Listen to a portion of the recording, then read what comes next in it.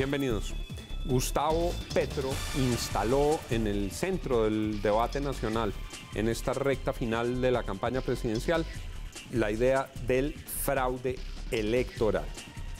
Desde hace varios procesos de elecciones en Colombia, la misión de observación electoral, la MOE, ha ganado un espacio de credibilidad, de respeto por su independencia, por su verticalidad, por su franqueza. Su directora es Alejandra Barrios y a mí me da mucho gusto saludarla en nuestro programa de hoy. Doctora Alejandra, bienvenida. Juan, pues muchísimas gracias por la invitación y ya como es costumbre antes de elecciones, normalmente tenemos esta conversación. Aquí estamos. Pregunto al punto, ¿habrá fraude el domingo? Se están tomando las medidas necesarias, unas medidas que se empezaron a tomar desde el día sábado, para poderle brindar a todas las campañas políticas la información necesaria que les permita hacer un seguimiento, es decir, tener la trazabilidad de la agregación de los votos a nivel nacional para estar tranquilos con los resultados electorales. Esas medidas que se empezaron a adoptar desde el día sábado son medidas nuevas y son medidas que garantizan transparencia, son medidas que garantizan que las campañas políticas conozcan la información en tiempo real y que puedan reaccionar si consideran que hay alguna alteración de resultados. ¿Qué medidas, por ejemplo? Entonces, aquí nos toca dar un paso para atrás para que podamos entender de qué estamos hablando.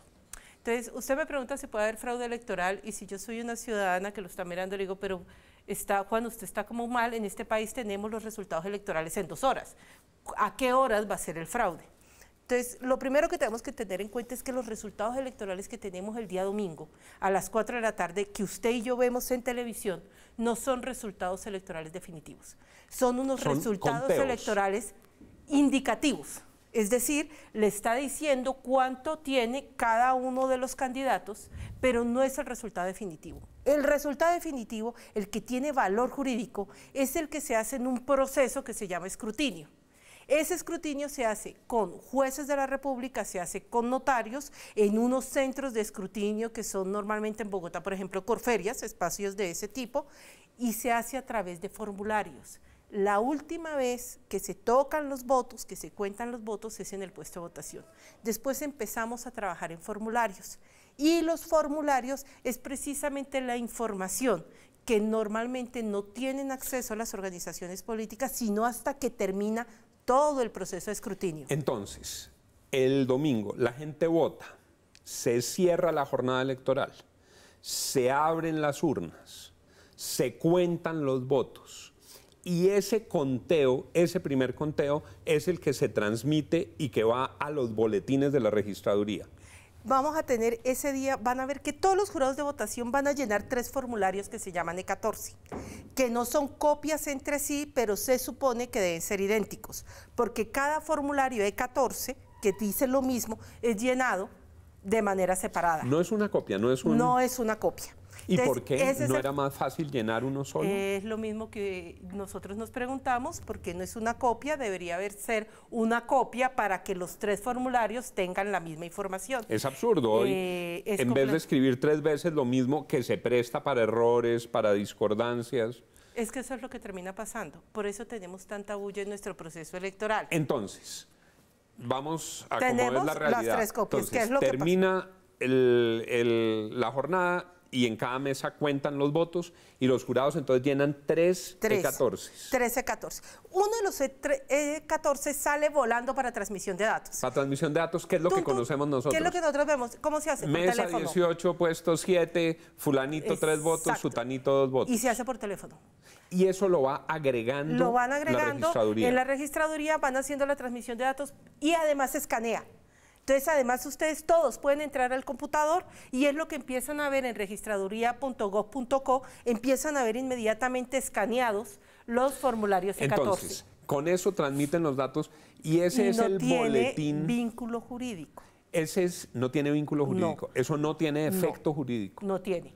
Hay uno segundo. Entonces, un momento. A las 5:30 de la tarde, a las 6 de la tarde del domingo, se deben conocer unos resultados Los que nosotros productos vemos, de esa agregación. Claro, y vemos que los noticieros, usted va a terminar, o quien esté aquí sentado el día domingo, muy seguramente a las 6 de la tarde, vamos Diciendo, a tener los resultados. Estos son los dos que van a primera vuelta. Pero entonces, doctora Alejandra, Pero lo que está si hay pasando, dos candidatos que están muy pegados, digamos que un candidato pase tranquilo a segunda vuelta y el segundo cupo se lo estén disputando 3 candidatos por poquitos votos, ahí se requiere el escrutinio. No, siempre vamos a escrutinio. Mientras nosotros terminamos de ver y empezaríamos aquí los dos si estuviéramos el domingo a las 6 de la tarde ¿Qué es a la hacer carrera de caballos? análisis político, en el país, en el mundo electoral, realmente se está empezando a hacer el escrutinio, que es el conteo real de votos a través de uno de los E14 que se llama E14 de Claveros.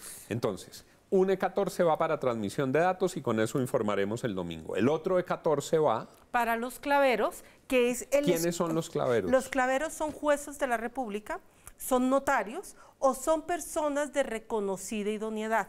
Si no llega un juez, si no llega un notario al momento del escrutinio, zonal, municipal, departamental, entonces si usted está ahí en el lugar, le dicen, señor, por favor, viene y nos acompaña para hacer todo el proceso de escrutinio.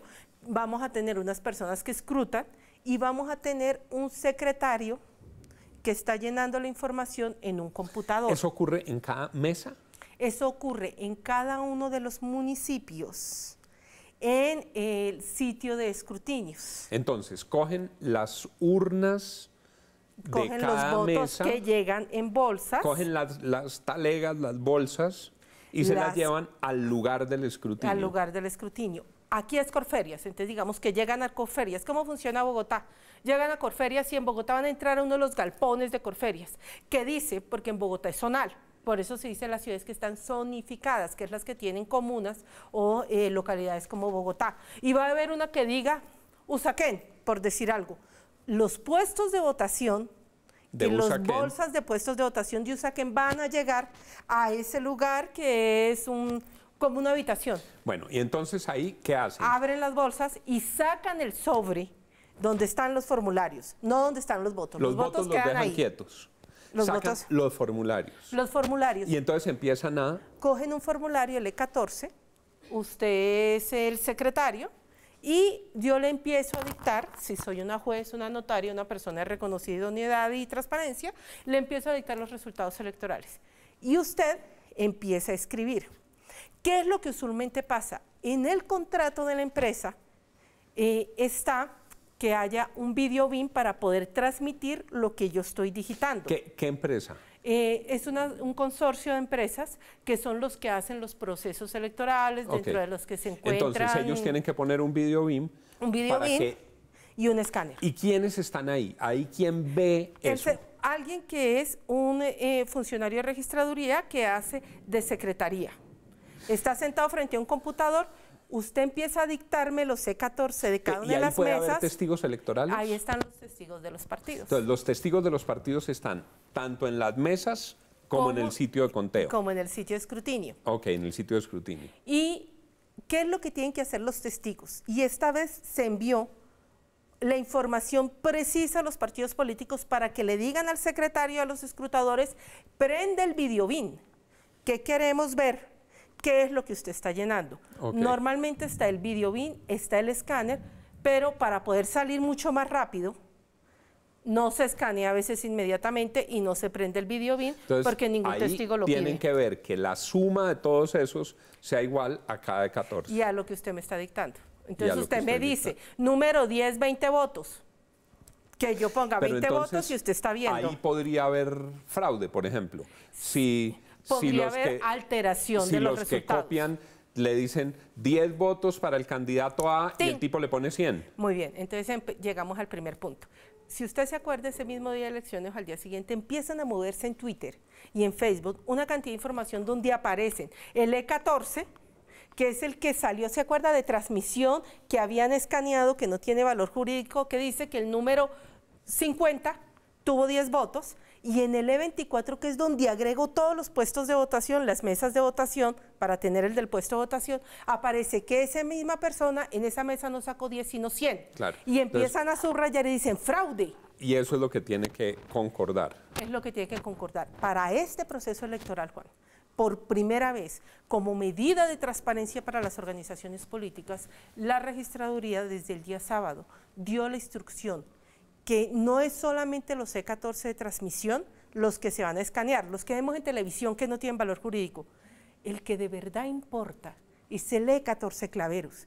Ese es el que suma. Este de aquí. Ese es el que se debe escanear. Okay. Se debe volver archivo plano, es decir, base de datos, y cada día del escrutinio se le debe entregar a los partidos políticos una copia o darles acceso vía línea de internet. Pero entonces, con esto tan lleno de pasos y digamos con tantos pasos, tantos riesgos, uno dice, es posible que alteren una mesa, es posible que alteren un puesto de votación, es posible incluso que alteren un municipio, pero digamos, un fraude masivo nacional puede ocurrir en Colombia. Para unas elecciones presidenciales es muy difícil, porque ¿de qué estamos hablando de fraude masivo? Esa pregunta la hacíamos esta mañana en una reunión que estábamos haciendo como de análisis, además de datos electorales, mirando los de Congreso. ¿Qué podemos entender como masivo? Entonces yo le decía, acepto desde 50 votos hasta 5 millones. ¿Qué es masivo? Entonces, si nosotros estuviéramos hablando de 1 millón de votos para un candidato, el hueco en los C14 se nota. Uno vería que aparecen votos nuevos. Un edil de una localidad en cualquier ciudad se decide por un voto. Un concejal de un municipio se decide por un voto. Curules de Congreso se han decidido por 10 votos. Sí. Hubo un caso en el que hubo un empate en una curul de una corporación y toca echarlo a cara y sello. Pero cuando se trata de la presidencia de la República... Son demasiados votos. Son demasiados votos. Demasiados votos. Claro, si usted y yo estuviéramos compitiendo y usted me gana, digamos que me gane por 200.000 votos. Si quisieran hacer un fraude para favorecerme, ¿cuántos votos tendrían que ponerme? Primero sus 200.000. Tendrían que alterar muchos. Pero los otros nuevos 200.000 para que yo le gane. Cuando uno ve casos como el del Mira, por ejemplo, bien, o el del Partido Justo Libres, que les tumbaron el umbral. Y ahí faltaban 30.000 votos o 35.000 votos. Exactamente. ¿Qué es lo que, entonces, empecemos a ver, qué es lo que nosotros hemos visto y que vimos en este último proceso electoral? Más o menos lo que se modifica en votación terminan siendo alrededor de 140.000 votos. Nosotros hicimos, porque nos dieron acceso además a los C14 de Claveros, también primera vez que tenemos acceso a los C14 de Claveros, son 140.000 votos, lo que hay de diferencia entre lo que nosotros vemos en televisión y lo que de verdad pasa en el escrutinio, que esa es la vida real electoral. 140.000 votos en unas elecciones a Senado de la República o a Cámara de Representantes permite mover los últimos. Por eso nosotros vimos que algunos partidos políticos pierden ya una curul y otros logran ingresar, pero estamos hablando, por ejemplo, el partido de la decencia, de los decentes, fueron 2.000 votos, diferencias de 2.000 pequeñas. votos y perdió una curul. 33.000 votos aparecen para Justos y Libres y entra con 3 curules. Con 3 curules porque hace el umbral. En elecciones locales es lo que usted eso dice. Es muy sensible. 100 votos pueden modificar la composición. En presidenciales es muchos doctora votos. Alejandra, ¿es posible que haya un software envenenado que se trague votos de un candidato y se los mande a otros? Sí. ¿Es posible? Es posible. ¿Y es posible que eso ocurra el domingo? No. Las medidas que se están adoptando es para que eso no pueda ocurrir. ¿Por qué nosotros señalamos que es posible?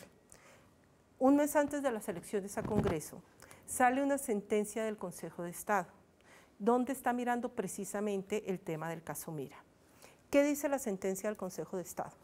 Tenemos que trabajar mucho más fuerte en la transparencia y en la posibilidad de auditoría de organizaciones políticas y de organizaciones de vigilancia electoral a los diferentes software, porque encontraron que para poder alterar los resultados y que Mira no accediera al Congreso de la República, se encontró, por ejemplo, temas como que en un minuto hubo una modificación a 90 registros de datos electorales. Eso no lo hace una persona. Usted 90 registros de datos electorales en esto que le estoy diciendo que tiene que digitar, no lo puede hacer.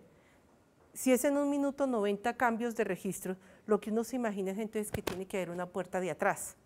O se le inyecta la información al computador para que haga ese cambio rápidamente. ¿Qué más encuentra el Consejo de Estado? Que en algunos momentos se levantaba la obligatoriedad de poner la huella para tener acceso al software de escrutinios. Entonces dice, eso no puede volver a pasar. Encuentra también que se borran algunos datos para poder hacer seguimiento de cómo se ingresaron los datos de escrutinio. Entonces, hace 4 años pasaron una serie de cosas frente al software que el Consejo de Estado dice, ojo, tenemos que ser muy serios, tienen que haber auditorías independientes y los partidos políticos, además les llama la atención, les dice, tienen que entender cómo funciona el software para que lo puedan controlar, vigilar y tener mayor información sobre el tema. Doctora Alejandra, se nos agota el tiempo. A mí me gustaría oír sus recomendaciones finales para los testigos electorales y para los ciudadanos en la jornada del domingo. Voy a empezar con los testigos electorales, que es precisamente el tema de transparencia del que hemos estado hablando. Y la recomendación para los testigos electorales es que tienen que informarse y formarse sobre cómo funciona el día de las elecciones. Si yo soy testigo electoral y no sé a qué tengo derecho, pero no sé además cómo funciona el proceso electoral, no estoy haciendo mucho. Ya hay procesos de información, de formación en la página web de la MOE. Van a encontrar un paso a paso de lo que pueden hacer el día. La página web de la MOE, ojo, tomen nota de la página web y de los teléfonos de la MOE para denunciar cualquier irregularidad en el sistema electoral. Es www.moe.org.co de Organización y Colombia. Ahí van a poder bajar una presentación donde está el paso a paso, inclusive de los momentos más críticos en el proceso de escrutinio. Ahí está la información. Y eso tiene una línea central de... No, van a entrar a la página de la MOE, lo van a encontrar inmediatamente porque es el tema más importante hoy. Lo pueden bajar, pueden repasarlo. Es una presentación de PowerPoint, pero realmente que los está guiando paso a paso. Y a los ciudadanos los invitamos, uno, a que se informen, que piensen con tranquilidad quién es el mejor candidato para este país, pero si ven anomalías y irregularidades electorales, que nos informen en www.pilasconelvoto.com o que se comuniquen con nosotros en la línea 018-112-101. www.pilasconelvoto.com. Pilas con el voto. Doctora Alejandra, muchas gracias. No, a usted muchísimas gracias, Juan. Y a ustedes, muchas gracias por estar con nosotros. Sigan con Red Más Noticias.